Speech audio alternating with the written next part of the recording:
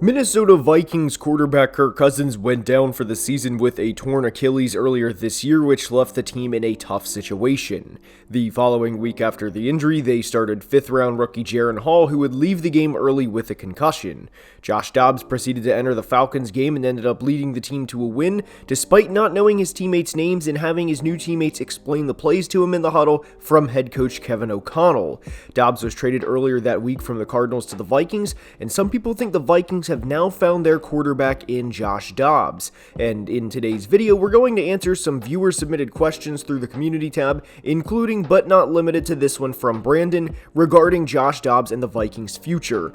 There's a handful of questions we're going to dive into, and without further ado, let's begin. And we are starting today's video with Drew's take of the NFL being the most short-sighted league in all of American sports. There's a lot to discuss with other sports like the NBA and MLB, where teams will take players and not have them be on the roster for a few years, and I do agree with Drew that the NFL is the most short-sighted league in American sports. Teams are so focused on winning now that when they make a pick for their future or a player they can invest in, it's a rarity in itself. And one I think back to a lot is the Titans selecting Jeffrey Simmons in the 2019 NFL Draft. Simmons was one of the best prospects in that class, and he tore his ACL in February of the draft process. Simmons would go on to play 9 games in his rookie year, and even if Simmons missed 12 games, or hell, all of his rookie year, I would 100% take the risk in the 10 to 15 range, knowing the type of player a healthy Jeffrey Simmons was viewed as a prospect. Tennessee ended up getting a 2-time All-Pro and a 2-time Pro Bowler that he could still very much add on to, by the way, that they would never have a chance at getting had he not torn his ACL. Now, not every situation works out like this, and it's not as simple as every pre-draft injury panning out successfully, but the Raiders could have had Simmons and Max Crosby from the same draft, but opted to go with Clelin Ferrell. I do disagree with Drew on one part of this though, and that's the almost guaranteed a title, as there's a reason winning a singular Super Bowl, let alone multiple, is a ginormous deal. And if any of your boys' teams wins the Super Bowl, there's a reason they celebrate as hard as they do. It's a huge, huge deal. Planning 5 years out in the NFL is almost impossible for any team. Hell, even the Texans right now, who have a star rookie quarterback in CJ Stroud. 5 years in the NFL is a completely different lifetime, and for reference, 5 years ago right now, a 29-year-old Andrew Luck was on his way to a 39 passing touchdown season, only to hang it up the following August. I understand the point that's trying to be made and to basically treat an NFL team like a Madden franchise where you cut the loose fat, meaning overpaid veterans that are past their prime or trading them for draft picks while you can, but GMs and head coaches, especially in today's NFL, rarely last more than 5 years together. Obviously there are exceptions to that, but for the most part teams plan a year in advance and in some cases 2 years in advance depending on the rebuild. A 5-year plan is a bit unrealistic due to the violent nature of football and how, just calling what it is, a lot of the players we love watching right now may not be playing in 5 years due to the wear and tear this game puts on their bodies. I do agree the league can be very short-sighted at times, but I do not agree with Josh's take that if teams could have a 5-year plan, that a title would almost certainly be guaranteed. And before we continue, I have teamed up with DraftKings, an official partner of the NFL. And with fall officially here, there may be some chill in the air, but the action on the field stays hot. And new customers on DraftKings can bet just $5 and get $150 in bonus bets instantly. So download the DraftKings Sportsbook app now and sign up using my promo code ANALYSIS. And if you're already signed up for DraftKings like me, you can get a no-sweat bet, meaning you can get a bonus bet back if your same game parlay doesn't hit. And if you are a fan of multiple teams and want to bet on them all, well, you can combine multiple bets together for a shot at an even bigger payout. If sports betting is not available in your state, don't worry, you can still join in on the fun with DraftKings Daily Fantasy Sports. But download the DraftKings Sportsbook app now, and new customers who use my promo code ANALYSIS can bet $5 and they will get $150 in bonus bets instantly. That's promo code ANALYSIS, and a big thank you to DraftKings for sponsoring today's video. Next up is a take from Jack that says getting your franchise quarterback before the rest of the roster is ready to compete is just as bad as being in QB purgatory. And I think this is a good take because there's several ways to look at this. On one hand, you have your quarterback of the future that you believe you can legitimately build around, or you can kind of be the 2023 Jets where you have absolutely nothing at the quarterback position because your guy went down for the year. The Jet situation is a little different because of the injury, but it is insanely frustrating knowing you have the talent while not having the quarterback. But I think I would disagree with Jack on this take because if you have your guy of the future, I think it's significantly easier to acquire talent, and I'm referring to skill position players offensively. The 2021 Jags were kind of in this situation with Trevor and Urban Meyer, and obviously Urban didn't really do much of anything to help Trevor, but some of the decisions Trevor was making on interceptions were flat out bad decisions, whether the coach was Urban or Sean McVay. And some people like to attribute every play Trevor made in 2021 that was bad as a result of Urban Meyer, and that's the end of the conversation right there. Sure, the Jags had to overspend on a guy like Christian Kirk and even traded for Calvin Ridley, but what some people forget is this team is just 19 months removed from having back-to-back number 1 overall picks. So while they may win the AFC South this year for the second consecutive year, it's not like they've been a perennial contender for some time. And I think this is another reason why I would disagree with this take, is when you have a franchise quarterback like a Trevor Lawrence who had a bad rookie year, you can recruit a lot better assets and players or coaches to your franchise. And do you think Doug Peterson wanted to go to Chicago over Jacksonville? No. And there's a reason the Bears hired Matt Eberflus and not a guy like Doug. If you wanted to look at a different situation, and if you wanted to say the Panthers have their guy in Bryce Young, but the situation around him absolutely stinks, then yes, in that particular situation, I would agree getting your quarterback before being in quarterback purgatory is just as bad. But that's more of an outlier due to them trading the number 1 pick to the Bears. I can't think of many other situations that are similar to the franchise quarterback before the rest of the roster is ready, unless you want to say Kyler Murray currently falls into this category. And even then, I don't think that's a normal situation either, as he had a season-ending injury last year and missed the first half of this year.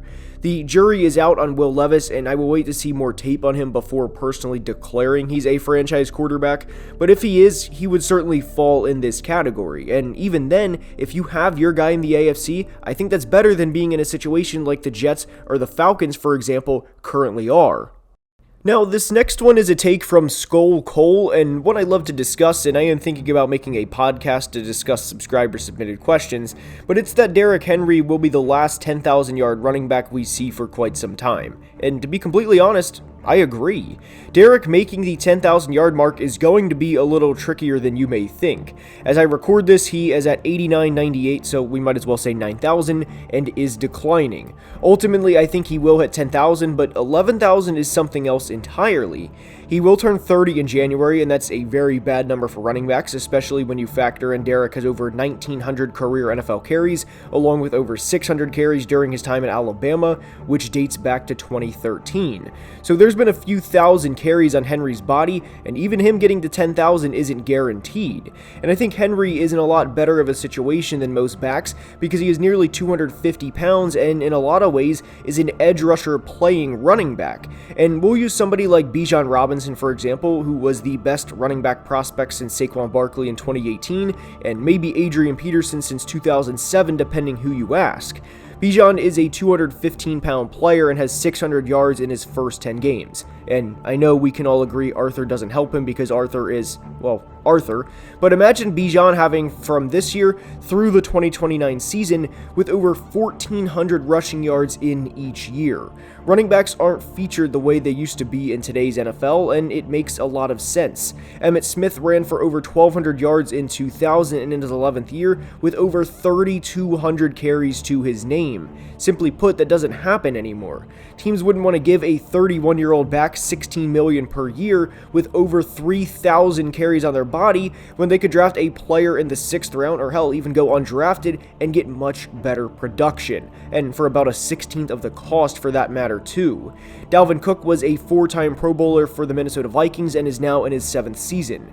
Granted, he missed a lot of time early on in his career, but for a guy to have 4 straight Pro Bowl seasons, Guys, he's only at 6,100 career rushing yards, and at this point, sure, the situation for Dalvin isn't ideal, but he's old news. He's averaging just 3.3 yards per carry, and he's only 28 years old. So for a guy like Bijan to average 1,400 rushing yards per year, starting in the 2023 season, again through the 2029 season, I completely agree with Skull Cole. In terms of unbreakable records, I really think Emmett's records will never be touched because it's so much smarter for teams to get younger and cheaper at the position, and healthier for that matter too. Nick Chubb is currently at 6,500 career rushing yards and sustained a major injury.